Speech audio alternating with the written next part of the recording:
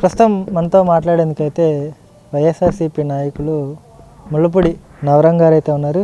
చెప్పండి అన్న, జనసేన పార్టీకి తెలుగుదేశం పార్టీకి సంయుక్తంగా 118 సీట్లు ఈరోజు తొలి జాబితా రిలీజ్ చేసిన తర్వాత ఎస్పెషల్లీ మీ వైసీపీ నాయకులంతా కూడా మీడియా ముందుకు వచ్చేసి లేనిపోని ఆరోపణలు, లేనిపోని అభియోగాలు పవన్ కళ్యాణ్ మీద వేయడం, పవన్ కళ్యాణ్కి కూడా సీట్ ఇచ్చేది చంద్రబాబు నాయుడే అన్నట్టుగా కూడా మాట్లాడడం, ఒక రాష్ట్ర అభివృద్ధిని కాంక్షించకుండా, రాష్ట్ర అభివృద్ధికి సంబంధించిన అంశాలు ఏమీ మాట్లాడకుండా కేవలం కళ్యాణ్ గారిని టార్గెట్ చేస్తూ వైసీపీ నాయకులు మాట్లాడుతున్న తీరుని ఎలా చూడొచ్చు అంటారు? ముఖ్యంగా ఈ వైసీపీ గవర్నమెంట్ ఇప్పుడు మాట్లాడుతున్న మాటలన్నీ కూడా అంతకుముందు పవన్ కళ్యాణ్ గారు 175 నియోజకవర్గాల్లో పోటీ చేసినప్పుడు అన్ని నియోజకవర్గాల్లో ఓడిపోయారు, ఒకే ఒక్క సీటు గెలిచారన్న సన్నాసులందరికీ కూడా తెలుసుకోవాల్సింది ఏంటంటే ఈ రోజున టీడీపీ జనసేన బలంగా గాలి వీస్తే కొట్టుకుపోయేటట్టుగా వైసీపీ ప్రభుత్వం ఉంది. జనసేన ప్రభంజనం ముందు, టీడీపీ ప్రభంజనం ముందు ఈరోజు చంద్రబాబు గారి తెలివితేటలతో, పవన్ కళ్యాణ్ గారికి ఉన్న బలంతో జనంలోకి దూసుకొస్తున్నటువంటి జనసేన టీడీపీని అడ్డుకట్ట వేయటానికి వీళ్ళు నానా రకాలుగా వాగే కుక్కలు మురుగుతూ ఉంటాయి, కానీ ఆ మురిగే కుక్కలకి సరైన సమాధానం చెప్పడం కోసమే ఒక అడుగు వెనక్కి వేసినా కానీ సింహం తన పనేంటో తనకు తెలుసు, తన లక్ష్యం ఎలా చేరుకోవాలో పవన్ కళ్యాణ్ గారికి తెలుసు. ఇలాంటి సన్నాసులు, ఎదవలు కూసే కోతలకి సమాధానం రేపు ఎలక్షన్లు అయిన తర్వాత. పవన్ కళ్యాణ్ గారు తీసుకుంది 24 ఎమ్మెల్యే సీట్లు, 3 ఎంపీ సీట్లే కావచ్చు, కానీ ఇది భవిష్యత్తుకు పునాదని ఎందుకు అనుకోవట్లేదు ఈ రాష్ట్ర ప్రజలు ఒక్కసారి ఆలోచించాలి. ప్రజలందరూ పవన్ కళ్యాణ్ గారి వైపు, చంద్రబాబు గారి వైపు ఉన్నారు. అలాంటప్పుడు ఈ సన్నాసులకి సమాధానం చెప్పాల్సినంత అవసరం ఏంటి? వీళ్ళు ఎంతమందికి సీట్లు ఇస్తానికి ఎన్నిసార్లు వెరిఫికేషన్లు చేయించుకొని ఎన్నిసార్లు మార్చుకున్నారో ఈ సన్నాసులకి తెలియదా? ప్రతి ఒక్క ఎదవ పవన్ కళ్యాణ్ గారి గురించి మాట్లాడేవాళ్ళే.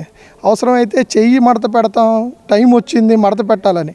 వీళ్ళు చెయ్యి మడత పెట్టే టైం వచ్చేలోపే ప్రజలందరూ జగన్మోహన్ రెడ్డి ప్యాంటు కిందకి లాగేశారు, ఆల్రెడీ పంపిస్తానికి రెడీగా ఉన్నారు. ఇటువంటి టైంలో పవన్ కళ్యాణ్ గారు తీసుకున్న నిర్ణయం చాలా మంచి నిర్ణయం.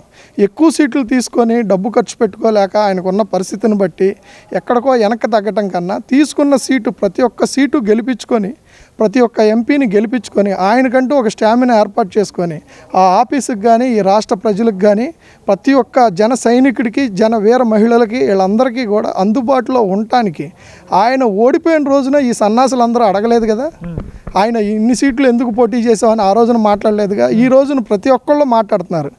ఆయన వ్యక్తిగతంగా మాట్లాడిన రోజున ఈ సన్నాసులంతా ఎక్కడికి వెళ్ళారు? ఇంతెందుకు వాళ్ళ చెల్లి ఇప్పుడు రోడ్డు మీద పడి తిరుగుతుంది, వాళ్ళు వదిలిన బాణం. ఆ చెల్లి గురించి మాట్లాడకుండా జనసేన గురించి, టీడీపీ గురించి మాట్లాడితే వీళ్ళకి ఏంటి ప్రయోజనం? వీళ్ళకి ఎటువంటి ప్రయోజనం లేదు. ఈ రాష్ట్రంలో రాబోతుంది టీడీపీ జనసేన గవర్నమెంటు. జన సైనికులు, జనసేన కార్యకర్తలు, జనసేన నాయకులు ముఖ్యంగా తెలుసుకోవాల్సింది ఏంటంటే, అయ్యో మనకు 24 సీట్లు, 3 ఎంపీ సీట్లు వచ్చినాయి అని ఆలోచిస్తున్నారే కానీ వీటి మూలంగా మీ భవిష్యత్తు ఎంతో ఉంది. జెండా మోసిన ప్రతి ఒక్క కార్యకర్తకి పవన్ కళ్యాణ్ గారు కంపల్సరీ న్యాయం చేస్తారు. ఎట్టి పరిస్థితుల్లో ఏ ఒక్క కార్యకర్తకి, ఏ ఒక్క వీర మహిళకి అన్యాయం అయితే జరగదు. ఆయన పెట్టుకున్న నమ్మకాలు ఎక్కడా వమ్ముకావు. మీరు ఆయన ఏ నిర్ణయం అయితే తీసుకున్నారో నిజంగా ఆయన మీద అభిమానులు ఇప్పుడు బయటకు వస్తారు. నిజమైన జనసేన మహిళలు కానీ, నిజమైన జనసేన కార్యకర్తలు కానీ, నిజమైన అభిమానులు, పవన్ కళ్యాణ్ అభిమానులు ఇప్పుడు రావాలి బయటికి. ఆ నిర్ణయాన్ని స్వాగతించి బయటికి రావాలి. ఎందుకంటే ఆయన తీసుకున్న నిర్ణయం ప్రజల కోసం తీసుకున్న నిర్ణయమే కానీ ఆయన స్వార్థం కోసం తీసుకున్న నిర్ణయం కాదు. ఇంకో విషయం ఏంటంటే బీజేపీతో పొత్తు కోసం చూస్తున్నారు. ఎందుకు చూస్తున్నారంటే వైసీపీ అరాచకాలకు అడ్డుకట్ట వేసేది కేంద్ర గవర్నమెంట్ ఒక్కటే. వాళ్ళు తీసుకునే ప్రతి ఒక్క ఈసీ ఎలక్షన్ కమిషన్ తీసుకునే నిర్ణయం కానీ, వాళ్ళు ఇచ్చేటువంటి ఫోర్సు కానీ, ఇవన్నీ కూడా వాళ్ళు గనక ఆపగలుగుతారు కనుక, అందుకే కానీ బీజేపీతో పొత్తులు, లేకపోతే వీళ్ళిద్దరూ కలిసి పోటీ చేయలేక కాదు. జగన్మోహన్ రెడ్డిని ఎదుర్కోవాలంటే ముఖ్యంగా మోడీ గవర్నమెంట్ వల్లే అయిద్ది. ఈ రాష్ట్ర గవర్నమెంట్ చంద్రబాబు గారిని ఎన్ని ఇబ్బందులు పెట్టారు, పవన్ కళ్యాణ్ గారి ఫ్యామిలీ గురించి ఎంత దారుణంగా మాట్లాడారు, వీళ్ళందరికీ ఆ రోజున కళ్ళు పోయినాయిగా.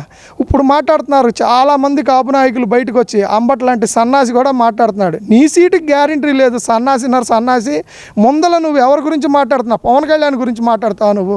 పవన్ కళ్యాణ్ 24 సీట్లు తీసుకుంటే నీకెందుకురా ఎదవా? ముందర నీ సీట్ ఏదో నువ్వు చూసుకోవాలి కదా సన్నాసి.